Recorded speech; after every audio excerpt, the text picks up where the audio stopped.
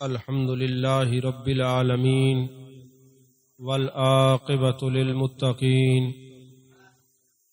والصلاة والسلام على أشرف الأنبياء والمرسلين وعلى آله الطيبين وأصحابه الطاهرين أما بعد فأعوذ بالله من الشيطان الرجيم بسم الله الرحمن الرحيم إن الذين آمنوا وعملوا الصالحات سيجعل لهم الرحمن ودا صدق الله العظيم وصدق رسوله النبي الكريم الأمين المكين الرؤوف الرحيم قال الله تبارك وتعالى في شان حبيبه مخبرا وآمرا إن الله وملائكته يصلون على النبي يا أيها الذين آمنوا صلوا عليه وسلموا تسليما اللهم صل على سيدنا ومولانا محمد وعلى آل سيدنا ومولانا محمد وبارك وسلم وصل عليه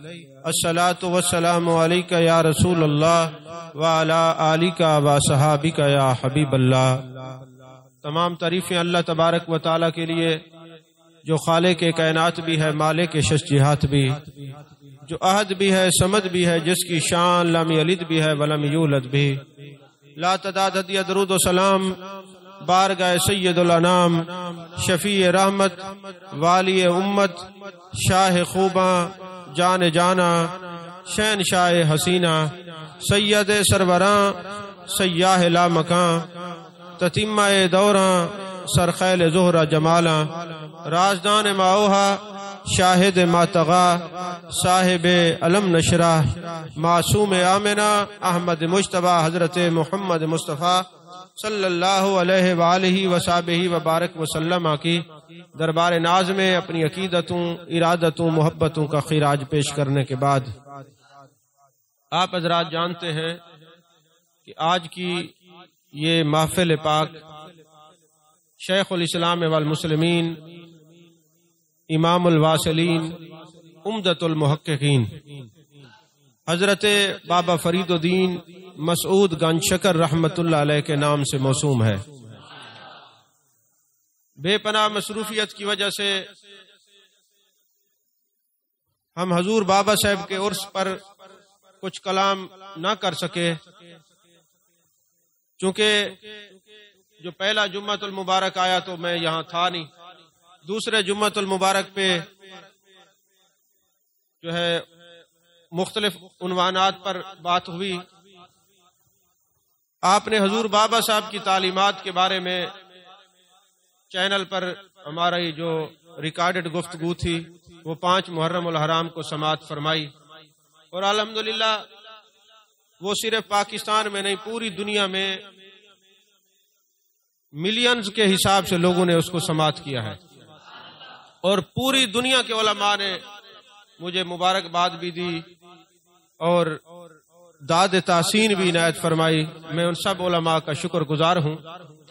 اور پھر سب سے بڑی بات یہ ہے کہ قرآن و سنت کے مطابق، قرآن و حدیث کے مطابق جو شان اولیاء ہم نے بیان کی، بہت کوشش کے باوجود بھی بد مذہبوں کو یہ جرت نہیں ہوئی کہ وہ اس کا رد پیش کرے، اور وہ کر بھی نہیں سکیں گے۔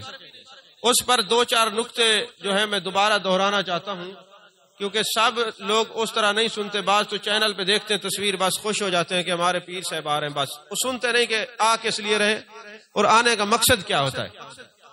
تو ہم ان اولیاء کرام کا ذکر کرتے کیوں ہیں؟ بھائی ہم نہیں کرتے، کروایا جاتا ہے۔ ہم اولیاء سے محبت کیوں کرتے ہیں؟ ہم نہیں کرتے، محبت کروائی جاتی ہے۔ یہ سورہ مریم کے اندر اللہ نے فرمایا ان الذین آمنوا وعملوا الصالحات سیجعل لهم الرحمن ودا، جو لوگ نیک عمل کیے، ایمان لائے، نیک عمل کیے، اللہ ان کی محبتیں دلوں میں بٹھا دیتا ہے۔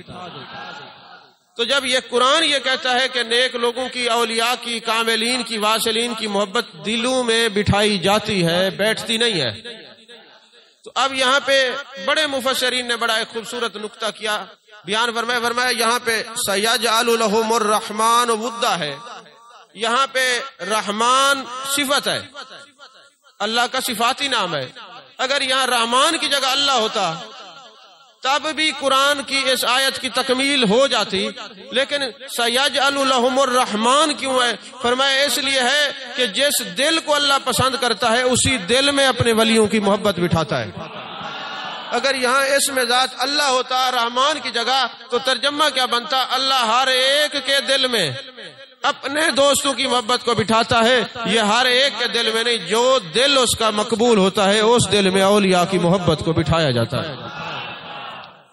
اور بخاری شریف کے اندر حدیث پاک ہے، آپ نے سنی کہ جب اللہ تعالیٰ کسی کو اپنا دوست بناتا ہے، اپنا یار بناتا ہے، سب سے پہلے جبریل امی کو بلاتا ہے، فرماتا ہے یا جبریل انی احب فلانا فاحبہ، اے جبریل زمین پر جو میرا فلاں دوست ہے، میرا ولی ہے، میرا بندہ ہے، میں اس سے محبت کرتا ہوں، تجھے بھی حکم دیتا ہوں تو بھی محبت کر۔ اب مجھے یہ بتائیں جن سے اللہ محبت کرے اور بندہ کہے ہمیں ان سے محبت نہیں ہے، وہ کس کو چیلنج کر رہا ہے؟ کس کا انکار کر رہا ہے؟ کون سی محبت پر اعتراض کر رہا ہے؟ ذرا سوچنا چاہیے۔ آپ کہیں گے جی ہمیں کیسے پتا چلے گا کہ جی یہ اللہ کا ولی تھا ہم اس سے محبت کریں، یا اللہ کا ولی ہے ہم اس سے محبت کریں؟ ذہنوں میں سوال آ جاتا ہے نا۔ اب وہ دور نہیں ہے۔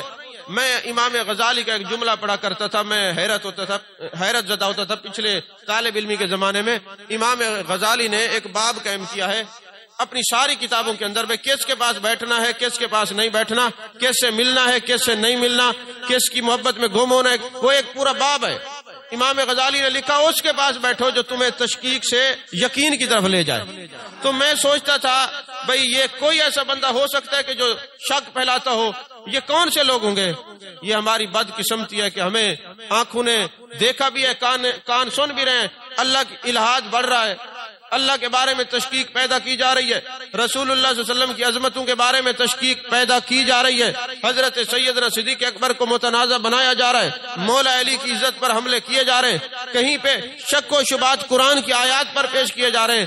اے غزالی تیری قبر پہ کروڑا رحمتیں ہوں، 500 ہجری کا تو امام ہے، تیری نظر اتنے سال بعد میں آنے والے لوگوں پر بھی تھی، یہ شک والے ہوں گے۔ تو کہا میرے روحانی بچوں شک والوں کے پاس نہ بیٹھنا، بلکہ شک سے نکال کر جو تمہیں یقین کی وادی میں لے جائیں ان کی مجلس میں جایا کرو، ان کی مجلس میں جایا کرو، ان کی مجلس میں جایا کرو۔ شک والوں کے پاس نہیں جانا، شک نہیں کرنا، شک والوں کی مجلس میں نہیں جانا، اور جو یقین والے ہیں ان کی وادی میں جانا۔ تو ہمیں کیسے پتا چلے گا بھئی ہم جو بابا فرید کا ذکر کر رہے ہیں وہ اللہ کے ولی تھے؟ ہمیں کیسے پتا؟ ہمارے پاس کون سی سرٹیفکیٹ ہے؟ آپ کو اور کچھ پتا نہ ہو، یہ تو پتا ہے کہ حق فرید یا فرید کے نعرے لگ رہے ہیں۔ توجہ ہے کہ نہیں ہے؟ آپ کو پتا ہوگا کہ حق فرید یا فرید ہو رہی ہے، تو بھائی اگر آپ کو یہ پتا ہے کہ حق فرید یا فرید ہو رہی ہے تو یہ بھی تو پتا ہوگا قرآن میں فَاذْكُرُونِي أَذْكُرْكُمْ، تو میرا ذکر کر میں تیرا ذکر کروں گا۔ یہ کون فرما رہا ہے تو میرا ذکر کر میں تیرا ذکر کروں گا؟ اللہ فرما رہا ہے۔ تو اللہ کب تک ذکر کرے گا؟ جب تک ہے۔ اور اس کی شان کے جب، اب، کب، تب، یہ سب ہی اس کی شان کے خلاف ہے۔ وہ قدیم ہے، وہ دائمی ہے، وہ ابدی ہے، وہ سرمدی ہے، تو وہ تو باقی ہے، اور جو باقی ہے وہ ان کا ذکر کرے اور تم ذکر نہ کرو۔ تو فرمایا جب کوئی بندہ اپنی پوری زندگی میں اللہ اللہ کا ذکر کرتا ہے، قرآن کا یہ وعدہ ہے قیامت تک اس کا ذکر بند نہیں ہوگا، اس کا ذکر ہوتا رہے گا، کیونکہ اس دل کے اندر جو آواز پیدا ہوتی ہے وہ اسی کی دی ہوئی آواز ہے۔ اس بابا صاحب نے ساری زندگی حق اللہ یا اللہ کے نعرے لگائے ہیں، آج اللہ اپنے بندوں سے حق فرید یا فرید کے نعرے لگوا رہا ہے۔ اچھا آپ دور نہ جائیں، ابھی گھنٹہ پہلے بھی ایک دو اموات ہوئی قبرستان میں، ان کی تدفین ہوئی، ابھی آپ چلے جائیں قبر پہ اور پتہ کریں یہ کس کی قبر ہے۔ جو گھنٹہ پہلے دفن ہوا ہے پتہ نہیں ہوگا جب تک وہاں آپ کو بتانے والا نہیں ہوگا، اور پھر عرصہ گزرے گا 5-6 مہینے کے بعد بتانے والے کو بھی یاد نہیں رہے گا جس نے قبر کھودی ہے کہ یہ کس کی قبر ہے۔ لیکن آپ کو حضور بابا صاحب کو 800-900 سال ہو گئے، مگر آپ جانتے ہیں حق فرید یا فرید۔ یہ کس نے آپ کو بتایا کہ وہ ہیں؟ داتا علی حجویری کو آپ جانتے ہیں، کس نے بتایا آپ کو ہیں؟ حضرت شیخ الاسلام والمسلمین بہاؤالدین زکریا رحمۃ اللہ علیہ کو آپ جانتے ہیں، آپ کو کس نے بتایا ہے؟ قرآن کہتا ہے تو میرا ذکر کر میں تیرا ذکر کروں گا۔ تو جو یہ اللہ کا ذکر کرتے ہیں ان کا ذکر مٹتا نہیں ہے. اور پھر اللہ فرماتا ہے یا جبریل انی احب فلانا فاحبہ، اے جبریل ہم اس بندے سے محبت کرتے ہیں، تجھے بھی حکم دیتے ہیں. اب آپ ترتیب دیکھیں، یہاں میں ایک علمی نقطہ بیان کرتا ہوں تو مجھے ہمارے سامنے والے ملک سے ایک اعلیٰ حضرت کے خاندان سے ایک صاحب کا فون آیا، کہنے لگے حضرت آپ نے جو یہ نقطہ بیان کیا ہے اس کا کوئی رد ہی نہیں ہے، اور میرے اوپر تو ایک کیفیت طاری ہو گئی ہے، اور میں آپ کو بڑی دعائیں دے رہا ہوں اعلیٰ حضرت کے قدموں میں کھڑا ہو کر. وہ کون سا نقطہ تھا؟ اہل علم جانتے ہیں ایک امر ترغیبی ہوتا ہے، ایک امر تسریع ہوتا ہے.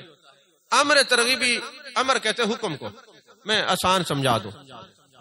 امر ترغیبی کے اندر ترغیب کا مضمون ہوتا ہے، حکم نہیں ہوتا. مثال کے طور پر ہمارے سلسلہ کے اندر حکم ہے کہ صبح شجرہ شریف پڑھا کریں. اب ہم شجرہ پڑھتے ہیں، آپ کو پتا ہے، اگر ہم صرف پڑھتے ہیں تو یہ امر ترغیبی ہے، یعنی ترغیبی کا مضمون ہے، آپ پڑھ لیں تو اچھا ہے، نہیں تو آپ کو کہا تو کسی نے نہیں ہے نا. اور اگر یہ ہو کہ ہم بھی پڑھتے ہیں تم بھی پڑھا کرو، اب یہ امر ترغیبی بھی ہے، امر تسریع بھی ہے. تو آپ پوری شریعت کا مطالعہ کریں، دین کو پڑھیں، اللہ آپ کو توفیق دے. قرآن پڑھیں گے تو امر ترغیبی اور تسریع آپ کو آیت درود میں ملے گا، اور صحیح بخاری پڑھیں گے تو امر ترغیبی اور امر تسریع محبت ولی میں ملے گا. ذرا ترتیب دیکھیے، اس حدیث میں یا جبریل انی احب فلانا فاحبہ، اے جبریل ہم اس بندے سے محبت کرتے، تم بھی رکھو. سارے فرشتوں کو اعلان کر دو، اللہ نے اعلان فرمایا مجھے اس بندے سے محبت ہے، فرشتوں سارے محبت کرو. پھر اس بندے کی محبت کو میرے پسندیدہ دلوں میں بٹھا دو.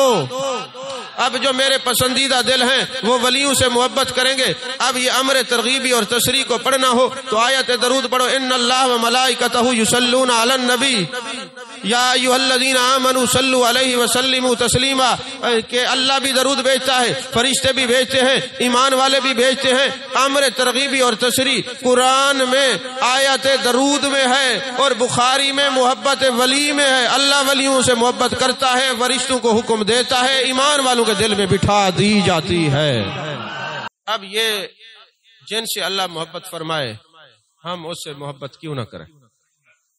ہم سے پوچھتے ہو کہ تم محبت کیوں کرتے ہو، ہم تم سے پوچھتے ہیں تم کیوں نہیں کرتے. تم کہتے ہو ہمیں بغض ہے، ہم کہتے ہیں چونکہ اللہ محبت کرتا ہے پھر ہم سے بھی کرواتا ہے، ہم اس لیے ان سے محبت کرتے ہیں. اور جی تم درود و سلام نہیں پڑھتے، کہتے جی ہمارا مزاج نہیں ہے، ہم درود و سلام کے منکر ہیں، نہیں پڑھتے. میں نے کہا ہم پڑھتے بھی ہیں، اس لیے اللہ پڑھتا بھی ہے، فرشتوں سے پڑھواتا بھی ہے، اور ایمان والوں کو حکم دیتا بھی ہے. تو جس طرح درود و سلام میں تمہارا مزاج بگڑ جاتا ہے، تم نہیں پڑھتے، ہم اس لیے پڑھتے ہیں کہ اللہ پڑھتا ہے، اللہ درود بھیجتا ہے، فرشتے بھیجتے ہیں، ایمان والے بھیجتے ہیں. اللہ ولی سے محبت کرتا ہے، فرشتوں سے کرواتا ہے، ایمان والوں سے کرواتا ہے. تمہاری مجبوری یہ کہ جب تمہارا رب سے تعلق ہوگا، درود و سلام سے بھی تعلق ہوگا، محبت ولی سے بھی تعلق ہوگا. اپنا تعلق مضبوط کر لو. اس کے بعد ابھی اسی بات میں اور بحث میں کافی وقت گزر جائے گا. حضرت شاہ نجم الدین کبرا رحمت اللہ علیہ سے کسی نے پوچھا یہ جو ولی گزرے ہوئے ہیں، ولیوں سے اوپر صحابہ کی ہے شان ہے، اہل بیت ہے، ہمیں کیسے پتہ چلے گا وہ ہم سے محبت کرتے ہیں؟ تو تعویلات نجمیہ قرآن پاک کی تفسیر ہے شاہ نجم الدین کبرا رحمت اللہ علیہ کی، اس میں یہ لکھا ہوا ہے، باب ہے پورا، کہ ہمیں کیسے پتہ چلے گا کہ بابا فرید ہم سے محبت کرتے ہیں؟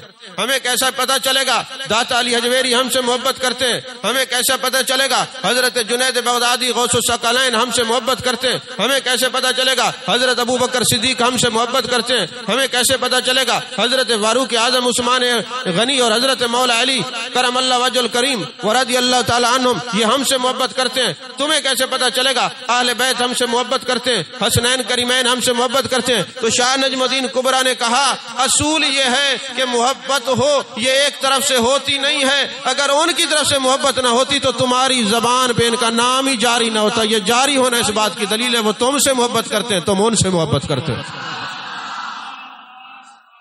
یہ موجود ہے، باحوالہ بات کرتے ہیں، یہ سنی سنائی بات نہیں ہے کہ ہوائی بات ہے بس خطابت کے زور پہ کہہ دی. عزیزان محترم، بابا فرید کا معنی یہ ہے جو سب سے علیحدہ ہو. فرید فرد سے ہے، فرد معنی واحد ہے، ایک ہے. تو جو سب سے جدا ہو، تو اولیاء کی شان میں چشتیہ میں جس کی شان سب سے جدا ہے اس کا نام بابا فرید ہے۔ اچھا، حضرت بابا فرید الدین گنج شکر رحمۃ اللہ علیہ، ہماری خوش قسمتی ہے کہ آپ کی ولادت ملتان میں ہوئی ہے۔ یہ اصل ملتان میں جو کوٹھے والا گاؤں ہے نا، کوٹھے وال، وہاں کی آپ کی پیدائش ہے، اور یہ ملتان کے ہیں۔ اور ملتان کی سرزمین ایسی ہے کہ جہاں پر اولیاء کرام کی بہتات رہتی ہے، کثرت رہتی ہے۔ ولی ملتان کی سرزمین پر جلدی بنتے ہیں، اس لیے اگر آپ بھی توجہ کرنا چاہیں تو ولایت کے دروازے ملتان میں ہر وقت ہی کھلے رہتے ہیں، بند ہوتے نہیں ہیں۔ تو عزیزان محترم، حضرت بابا فرید الدین گنج شکر رحمۃ اللہ علیہ حافظ قرآن تھے۔ توجہ ہے آپ سارے علوم، درس نظامی کے سارے علوم پڑھے ہوئے تھے۔ درس نظامی شاید نام بعد میں آیا ہو، لیکن اس وقت جو مروج علوم تھے سارے پڑھے ہوئے تھے، اور صرف پڑھے ہوئے نہیں تھے، اپنے جامعہ کے اندر پڑھاتے بھی تھے۔ اور آپ کا زیادہ جو زور ہوتا تھا وہ ادب پر ہوتا تھا۔ آپ ادب سکھاتے ہیں اور اپنے مریدین کی تربیت کرتے ہیں۔ اس کی سب سے نمایاں پہلو یہ ہے کہ حضرت خواجہ نظام الدین اولیاء رحمۃ اللہ علیہ فرماتے ہیں کہ ہم روزانہ آپ کی مجلس میں جاتے اور آپ ہمیں عوارف المعارف پڑھایا کرتے تھے۔ اور عوارف المعارف حضرت شیخ شہاب الدین سہروردی رحمۃ اللہ علیہ کی لکھی ہوئی کتاب ہے، مل جاتی ہے، آپ لوگ بھی اس کو پڑھا کریں، اپنے گھر میں رکھیں۔ یہ تصوف کی کتاب ہے، اور یہ وہ کتاب ہے جس کو صدیوں تک، آج تک اہل علم اور عارف لوگوں نے، عرفاء نے اس کو پڑھا بھی ہے، پڑھایا بھی ہے۔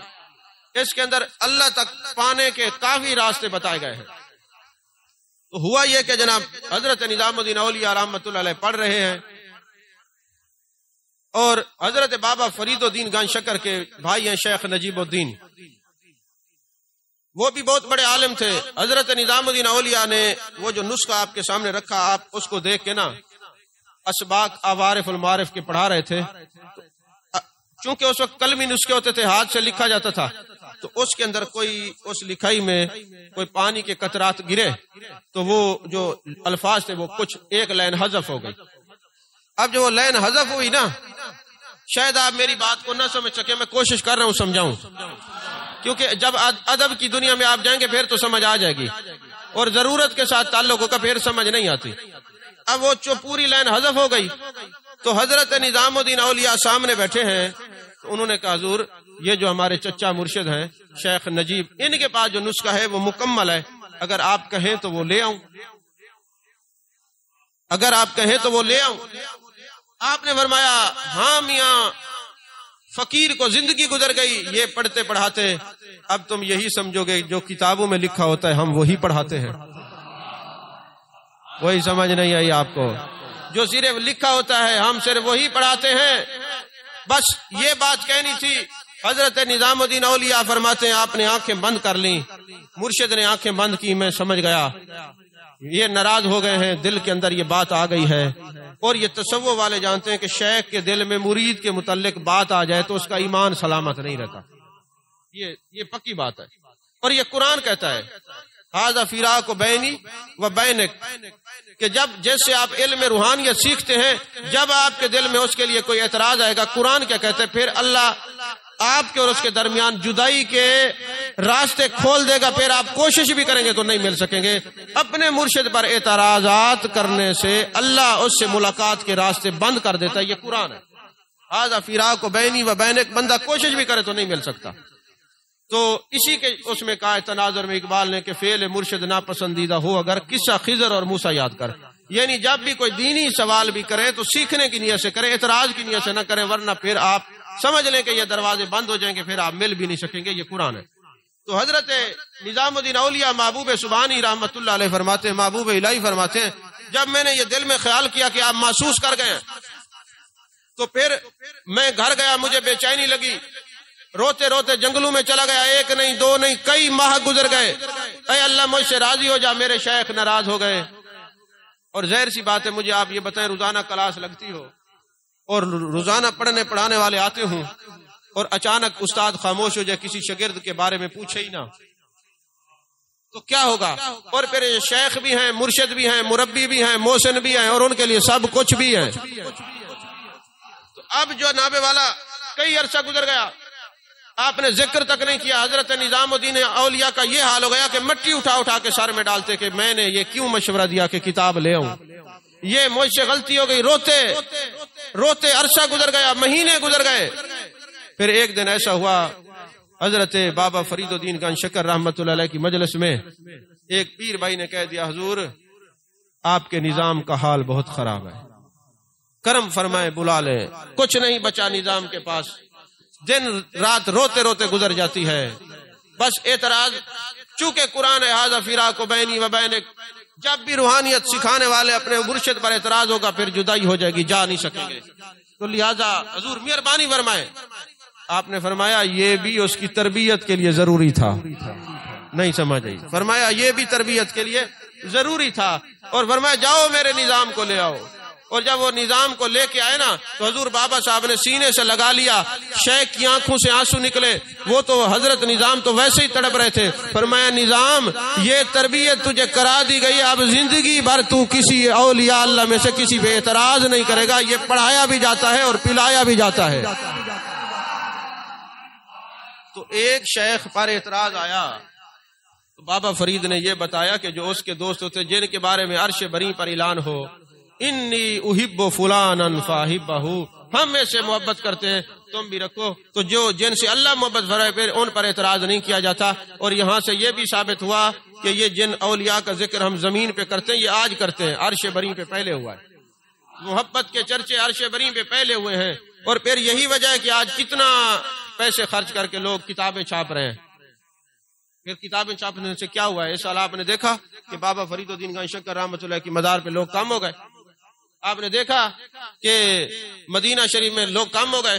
آپ نے دیکھا کہ بغداد شریف میں کم ہو گئے. نہیں, وہ بڑھتے جا رہے ہیں. کیوں؟ یہ تحریکیں جب چلتی ہیں تو ان کے مد مقابل بھی تحریکات ہوا کرتی ہیں. یہ بغض ولی والی تحریک فرشی ہے, محبت ولی والی تحریک عرشی ہے. تو اب جو بغض ولی کی تحریکیں چلا رہے ہیں ان کا زمین والوں سے مقابلہ نہیں ہے بلکہ عرش بری والوں سے مقابلہ ہے. یہ مٹ جائیں گے, محبت ولی اسی طرح قائم اور دائم رہے گی, اسی طرح قائم اور دائم رہے گی. عزیزان محترم, حضرت بابا فرید الدین گنج شکر رحمت اللہ علیہ کرامات کی طرف آپ کو پتہ میں جاتا نہیں, کیونکہ کرامات میں وہ مانتا ہوں جن کو قرآن و حدیث کی تائید ہو اور شریعت کے دائرہ کار کے اندر وہ بتائی جائے. ایسا نہیں ہے کہ آپ اولیاء کی شان بیان کرتے کرتے غیروں کے سامنے الٹا اس کا تمسخر اڑوا دیں. کرامت وہ ہوتی ہے جس کو قرآن اور حدیث کی تائید. اور یہ بھی یاد رکھے کرامت کی تعریف یہ نہیں ہے کہ کرامت خود دکھائی جاتی ہے. جیسے آج کل کئی جاہل وہاں بیٹھ کے کہتے ہیں تم اپنے بابوں کو کہو نا کوئی کرامت دکھائے. مجھے یہ بتاؤ کہ سب سے پہلے جو کچھ دکھانے کے لیے معجزات طلب کیے تھے وہ کافروں نے کیے تھے. کبھی صدیق نے کہا مجھے کوئی دکھائے, سمجھ نہیں آئی. کبھی حضرت فاروق اعظم نے کہا حضور مجھے کوئی معجزہ دکھائیں. ہاں, ابو جہل نے کہا بتائیں میری مٹھی میں کیا ہے. توجہ نہیں ہے.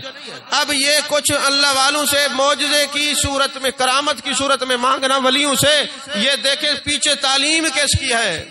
انداز حسینوں کو سکھائے نہیں جاتے, جو امی لقبوں وہ پڑھائے نہیں جاتے, ان کا دیدار نہیں ہر ایک کا حصہ, ابو جہل کو محبوب دکھلائے نہیں جاتے. تو جس بندے کی شکل شریعت کے مطابق ہے اور جو شرائط اولیاء نے اصفیاء نے ازکیاء نے مقرر کی ہیں وہاں پہ سوال بنتا نہیں, وہاں تو محبت کی جاتی ہے کیونکہ عرش والے اس سے محبت کرتے ہیں. تو حضور بابا صاحب رحمت اللہ علیہ آپ کا عالم یہ تھا کہ توکل کے اعلیٰ درجے پر فائز تھے. آپ نے اپنی خانقاہ پہ حکم دیا ہوا تھا کل کے لیے کچھ بچا کے نہیں رکھنا, اور تصوف کے اندر کل کے لیے کچھ نہ بچا کے رکھنا, اس پر بھی بڑی حکمت ہے. تفسیر قرطبی کے اندر غالباً ہے یا کسی تفاسیر نشان لگا ہوا ہے. نیند پوری نہ ہونے کی وجہ سے بعض اوقات ذہن کے اندر بات سکپ کر جاتی ہے, لیکن تفاسیر کے اندر یہ بات میں نے نشان لگا کے رکھا ہوا ہے.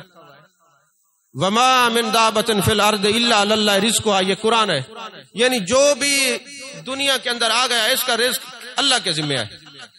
اگر آپ کو کوئی ایم پی ایم این اے کہے جی میری ذمہ داری آپ میرے ذمہ جائیں تو آپ کتنے چوڑے ہو جاتے ہیں. اور خدا فرماتا ہے رزق میرے ذمہ ہے, پھر آپ رزق کے لیے پریشان ہیں.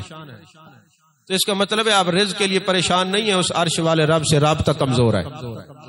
تو یہ آیت جب ایک بندے نے پڑھی نا تو اس نے کہا اچھا جب اللہ ذمہ دار ہے، اللہ کھلاتا پلاتا ہے، تو پھر مجھے کوئی کام کرنے کی ضرورت، میں بیٹھ رہا ہوں، اب چونکہ ذمہ اس کے ہے تو کھلائے گا تو میں کھا لوں گا، پلائے گا تو پی لوں گا، میں کوئی کام نہیں کرتا۔ اس قسم کے لوگوں کو خام خیال صوفی کہا جاتا ہے، یا خام خیال بندہ کہا جا سکتا ہے۔ یہ اہل علم کی بولی یہ نہیں ہے۔ اہل علم کی بولی یہ ہے کہ جب حضرت خواجہ حسن بصری رحمۃ اللہ علیہ خاندان نبوت میں رہے تو کسی نے سوال کیا، اے حسن بصری یہ بتاؤ تم خاندان نبوت میں رہے ہو، نبی کے گھر والوں کا توکل کیسا تھا؟ انہوں نے فرمایا یہ بتاؤ تمہیں جب مل جاتا ہے کیا کرتے ہو؟ انہوں نے کہا مل جاتا ہے شکر کرتے ہیں، نہیں ملتا تو صبر کرتے ہیں۔ فرمایا یہ تمہاری تعریف ہے، مگر خاندان نبوت والوں کا توکل یہ ہے جب نہیں ملتا شکر کرتے ہیں، جب مل جاتا ہے تقسیم کر دیتے ہیں۔ اپنی ذات کے لیے کچھ بچا کے نہیں رکھتے، کل کے لیے کچھ بچا کے نہیں رکھتے، یہ ناداری نہیں فضل باری ہے۔ جس کو آپ دنیا دار کہتے ہیں یہ بینک بیلنس ہو، یہ ہوگا، بچوں کے کام آئے گا، تو اس کو توکل نہیں کہا جاتا۔ توکل کل کے لیے کچھ نہ بچا کے رکھنا یہ ناداری نہیں ہے، آپ کی نظر میں ناداری ہے، اولیاء کی نظر میں فضل باری ہے۔ سوچ کا فرق ہے، سوچ کا فرق ہے۔ اب ہوا یہ کہ وہ بندہ بیٹھ گیا، اس نے کہا مجھے میرا رب کھلائے گا تو کھاؤں گا، پلائے گا تو پلاؤں گا۔ بیوی تھی بیچاری منت کرنے لگی، کہتے اس میدان میں آنے والے کچے خیال کے صوفی کھا لے، یہ ہاتھ تو وسیلہ ہے تو کھا لے، نہیں مجھے وعدہ کیا ہے تو وہ کھلائے گا تو کھاؤں گا۔ ناراض ہو کے جنگل میں جا کے بیٹھ گیا۔ اب تو جنگل میں جا کے بیٹھے تو شاید دوبارہ زندہ واپس نہ آئے کہ سمجھے کہ کوئی دہشت گرد ہے۔ تو وہ اس وقت کی بات ہے کہ جب یہ حالات ایسے نہیں تھے۔ اب وہ بیٹھ گیا جنگل میں جا کر، بیوی کھانا پکا کے لے گئی اور کہنے لگی میرے سر تاج کھاؤ، کہتے نہیں، قرآن میں اللہ کھلائے گا، وہ کھلائے گا تو کھاؤں گا، ویسے نہیں کھاؤں گا۔ ساری رات بیٹھا رہا، بیوی منتیں کر کر کے واپس آ گئی۔ اس نے کہا چل تو تیری مرضی، کھا یا نہ کھا۔ واپس آ گئی، رات کو ڈاکو ڈاکے مار کے راہزنی کر کے لوگوں کا سامان لوٹ کے وہاں سے گزر رہے تھے۔ انہوں نے دیکھا ایک بندہ ہے سامنے کافی سارے کھانے پکا کے ساتھ رکھ کے بیٹھا ہوا ہے، اور ان کو بھوک بڑی لگی ہوئی تھی۔ وہ جب آئے تو انہوں نے دیکھا بھی تازہ کھانا ہے۔ اس نے کہا یہ کیوں نہیں کھاتا، یہ چپ کر کے کیوں بیٹھا ہو؟ کھانا بھی پڑا ہو اور بندہ بے ہوشی میں بیٹھا ہو، کچھ نہ کھائے، کوئی گڑبڑ ضرور ہے۔ ایسا نہ ہو کہ اس نے زہر ملا کے رکھے، پہلے اسی کو کھلاتے ہیں۔ سمجھ آئی کہ نہیں؟ پہلے اسی کو کھلاتے۔ اس نے کہا میں نہیں کھاتا، تو ایک ڈاکو نے جوتی اتار لی اور سر پہ ماری اور کہا کھاؤ۔ اس کو مار مار کے کھلایا اور بعد میں خود کھایا کہ زہر نہیں ہے۔ تو جب سر پہ جوتے لگے تو پھر طبیعت صاف ہو گئی، کہتے میرے مالک تو پھر ایسے ہی کھلاتا ہے، تیری جو ذمہ داری ہے۔ تو جب کوئی توکل اللہ پر کرتا ہے تو پھر اللہ کھلاتا ہے۔ تو یہ جو اولیاء کرام ہیں ان کا توکل یہ ہوتا ہے، یہ کل کے لیے کچھ بچا کے رکھیں تو ان کی عبادت کے اندر ذوق چلا جاتا ہے، ان کی کیفیات بدل جاتی ہیں۔ آپ کی حضرت بابا فرید الدین گنج شکر رحمۃ اللہ علیہ کی یہ عادت مبارکہ تھی، جو کچھ بھی آپ کے پاس آتا آپ اس کو تقسیم کر دیتے، کل کے لیے کچھ بچا کے نہ رکھتے تھے۔ ایک مرتبہ ایسا ہوا کہ عشاء کی نماز پڑھ رہے ہیں اور نماز کے اندر رکعت آپ نے چھوڑ دی، بھول گئے، اور عجیب کیفیت ہے۔ سوچتے سوچتے اب پیچھے بڑے بڑے اولیاء اصفیاء کیا کھڑے ہیں، کوئی ہمارے مقتدی تھوڑے تھے کہ 2 منٹ اوپر ہو جائیں تو گال پڑ جاتے ہیں، جلدی کریں آپ، 2 منٹ زیادہ ہو گئے۔ وہ حضرت بابا فرید الدین گنج شکر کے پیچھے کھڑے ہونے والے لوگ تھے۔ تو خاموشی سے آپ نے فرمایا آج کل لنگر کون تقسیم کرتا ہے؟ جی حضرت بدر الدین اسحاق ہیں۔ فرمایا بدر الدین اسحاق یہ بتاؤ کل کے لیے تو نے کچھ بچا کے تو نہیں رکھا ہوا؟ اس نے کہا حضور ایک اشرفی تھی، میں نے کہا صبح لنگر کے لیے نمک لیں گے، فرمایا لے آؤ۔ جب لے آئے آپ نے اس پہ ہاتھ پہ رکھی تو آپ نے فرمایا بظاہر تیری قد چھوٹا ہے، حجم چھوٹا ہے، لیکن بندے اور رب کے درمیان ذوق میں کتنا بڑا پردہ بن گیا ہے۔ توجہ نہیں فرمائی، فرمایا جاؤ اس کی صدقہ خیرات کر دو، مت کل کے لیے کچھ بچا کے رکھو۔ پھر آپ نے عشاء کی نماز پڑھی اور فرماتے پھر لمبی آپ نے تلاوت فرمائی اور فرمایا دیکھو جب ہم اپنی ذات کے لیے کوئی چیزیں مخصوص کر دیتے ہیں پھر وہ ہمیں اتنا پریشان کرتی ہیں کہ ذوق عبادت بھی نہیں رہتا۔ ذوق عبادت کے لیے لوگ تو ہر ایک امت کو شرک کی تعلیم دیتے نا، یہ بھی شرک ہو گیا وہ بھی شرک ہو گیا۔ اگر آپ تصوف پڑھے نا تو اس میں وہ کیا تعریف کرتے شرک کی، فرماتے بندے اور رب کے درمیان جو بھی تیسری چیز آئے گی وہی شرک کہلائے گی۔ توجہ نہیں فرمائی، جو بھی کرنا ہے اس کی رضا کے لیے کرنا ہے۔ تو حضور بابا صاحب کے خانقاہ کا عالم یہ تھا۔ ایک مرتبہ آپ بیٹھے ہوئے آنکھوں سے آنسو بہا رہے ہیں تو مریدین نے پوچھا حضرت کیا ہوا؟ فرمانے لگے دعا کریں اللہ خاتمہ ایمان پر کرے، دعا کریں اللہ خاتمہ ایمان پر کرے۔ مریدین نے کہا حضور والا آپ جیسا بندہ جو انبیاء کے نام سے مشہور ہے، جو زہد و تقوی کا پیکر ہے، جو والذین یبیتون لربہم سجدا و قیاما کا مصداق ہے، جس کی ساری راتیں گریہ زاری میں گزر جاتی ہیں، روتے ہوئے، بلکتے ہوئے، تڑپتے ہوئے گزر جاتی ہیں، آپ کہہ رہے ہیں کہ خاتمہ ایمان پر ہو جائے۔ تو حضور پھر کوئی نصیحت کرنا چاہتے ہوں گے، کوئی ارشاد فرمایا ہاں میں جا رہا تھا، میری ملاقات ایک ایسے شخص سے ہوئی ہے کہ میں اس سے ملاقات کے بعد آج تک میں ملاقات کو نہیں بھولا۔ تو مریدوں نے کہا حضور بتائیں وہ ملاقات کیسی تھی، ذرا ارشاد فرمایا ایک بندہ بیٹھا ہوا تھا جو مراقبہ کے مقام پر تھا، اور یہ مراقبہ خود نہیں ہے، آپ کئی دفعہ سن چکے، ان تعبد اللہ کانک تراہ فإن لم تکن تراہ فإنہ یراک، اللہ کی بات ایسے کرو گویا تم اس کو دیکھ رہے ہو، یا کم از کم یہ درجہ کہ وہ تمہیں دیکھ رہے ہو۔ اس کیفیت میں مبتلا تھا، اتنے میں اس اللہ کے ولی نے آنکھ کھولی تو سامنے کسی غیر محرم پر نظر پڑ گئی۔ جب غیر محرم پر نظر پڑی تو آنکھیں بند کر لیں اور اپنی آنکھوں کے اوپر ہاتھ رکھ لیے اور کہنے لگے میرے مالک میں نے تو سے یہ وعدہ کیا تھا کسی غیر کو یا کسی اور کو نہیں دیکھوں گا، تو میری نظر پڑی ہے تو مجھے نابینا کر دے۔ حضور بابا صاحب کہتے ہیں وہ نابینا ہو گیا، پھر کچھ دن کسی اور کا کلام کان میں پڑا، فرمایا مجھے بہرا کر دے تاکہ میری زبان کے اوپر تیرا قرآن ہو، تیرا ذکر ہو، اور میں آنکھوں سے تصور سے ہمیں تجھے تکا کروں، کوئی اور میری نظر میں نہ ہو، اور میرے کان میں کسی اور کی بات نہ آئے۔ فرماتے ہیں اس کی بینائی چلی گئی، اس کی بشارت چلی گئی، سماعت چلی گئی، اور پھر وہ لوگوں کو کہتا تھا اب مجھے امید ہے کہ میں خاتمہ میرا ایمان پر ہوگا، کیونکہ میں کسی اور کی بات سنتا نہیں، جب سنتا ہوں اس کی سنتا ہوں، جب کرتا ہوں اس کی بات کرتا ہوں۔ اب حضور بابا صاحب کیا تعلیم دے رہے ہیں؟ فرماتے ہیں کہ یہ آنکھیں غیر کو تکنے کے لیے نہیں ہیں، یہ اللہ نے نعمت دی ہے، اسے قرآن کو تکا کریں۔ محبوب نے فرمایا جس کا دل کرتا ہے میری زیارت کرے، وہ روزانہ تلاوت کلام مجید پڑھا کرے، قرآن کی تلاوت کیا کرے، اور جس کا دل کرتا ہے کہ اس کے دل و دماغ کے اندر اللہ کی محبت آئے تو وہ سوچوں میں، خیالوں میں اس کو بسائے، اس کی قدرت پر تفکر کرے۔ اور یاد رکھے حدیث پاک ہے جس نے اللہ کی قدرت پر غور کیا یہ 60 سال کی عبادت سے افضل ہے، 60 سال کی عبادت سے افضل ہے۔ اسی طرح حضور بابا صاحب کے پاس ایک مولانا آئے جس نے ظاہری طور پہ الفاظ پڑے ہوئے تھے، بڑی دلچسپ بات ہے، اور اس کو بیان کرنے والے حضرت علامہ بدر الدین اسحاق رحمۃ اللہ علیہ ہیں۔ آپ تشریف لائے، یہ یاد رکھیں میرے آقا علیہ الصلوۃ والسلام نے فرمایا مفلسی سے، غربت سے پناہ مانگا کرو، یہ بندے کو کفر تک لے جاتی ہے۔ یعنی ایسا معاملہ ہونا چاہیے کہ آپ کسی کے محتاج نہ ہوں، اللہ اتنا رزق میں وسعت دے کسی کے محتاج نہ ہو، اور کوئی قرضہ لینے والا دروازے پہ دستک نہ دے، اور کبھی آپ بھوکے نہ سوئیں۔ تو اس ایسی مفلسی سے اللہ کے محبوب نے پناہ مانگی ہے۔ تو جو ظاہری علم پڑھنے والے ہیں ان کی کیفیات اور ہوتی ہیں، جو باطن سے اپنے دل اور دماغ کو مزکہ مصفہ مجلہ کرتے ہیں ان کی کیفیات اور ہوتی ہیں۔